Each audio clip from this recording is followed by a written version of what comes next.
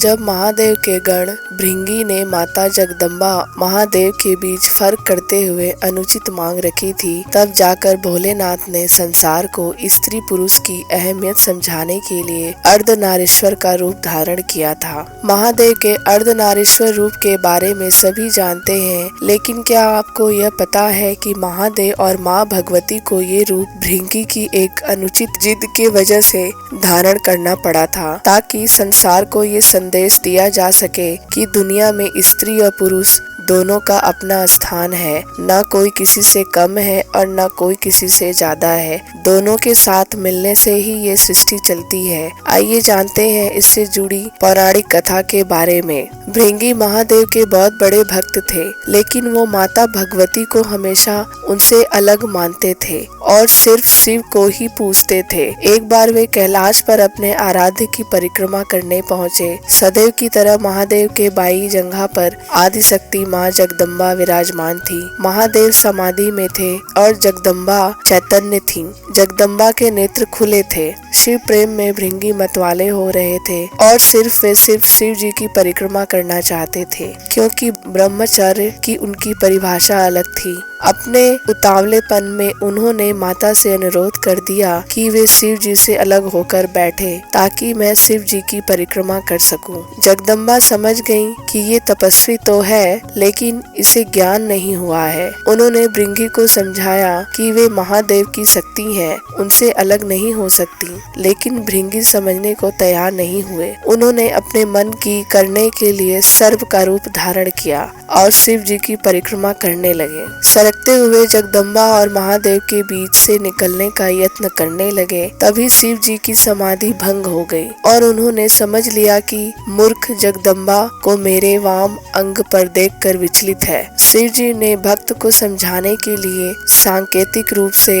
अर्धनारीश्वर स्वरूप धारण कर लिया और जगदम्बा उन्हीं में विलीन हो गईं। लेकिन भृंगी को भगवान का संदेश समझ में नहीं आया और उन्होंने अपनी जिद पूरी करने के लिए चूहे का रूप धारण किया और अर्धनारीश्वर रूप को कुतर कर एक दूसरे से अलग करने की कोशिश की। शिव भक्त भृंगी की धृष्टता को लगातार सहन करती आ रही जगदम्बा का धैर्य आखिर टूट गया और उन्होंने भृंगी को श्राप दिया, हे भृंगी, तू सृष्टि के आदि नियमों का उल्लंघन कर रहा है। यदि तू मातृशक्ति का सम्मान न करने में अपनी हेठी समझता है, तो अभी इसी समय तेरे शरीर से तेरी माता का अंश अलग हो जाएगा। यह श्राप सुनकर स्वयं महादेव भी व्याकुल हो उठे, क्योंकि शरीर विज्ञान की तंत्रों का व्याख्या के मुताबिक इंसान के शरीर में हड्डियां और पेशियां पिता से मिलती हैं, जबकि रक्त और मांस माता के अंश से प्राप्त होता है। इस श्राप के बाद भृंगी की तो दुर्गति हो गई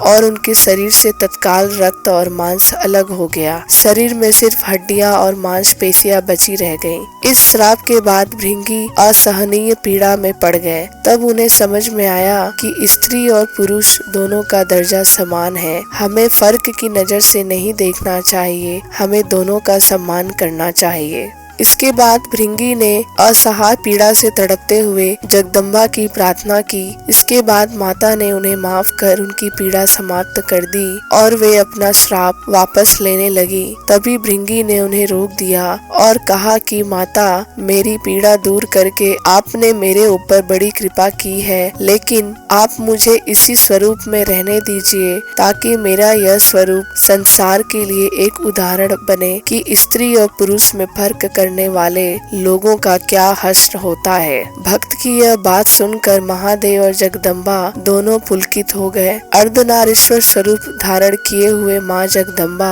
और पिता महादेव ने तुरंत भृंगी को अपने गणों में प्रमुख स्थान दे दिया। तब महादेव ने कहा कि अब इस रूप में तुम्हारी उपस्थिति इस जगत के लिए संदेश होगी कि नारी और पुरुष में भेद करने वालों की गति तुम्हारे जैसे हो जाती है। पुरुष और स्त्री से मिलकर ये संसार आगे बढ़ता है। दोनों का अपना स्थान है और अपना अस्तित्व है।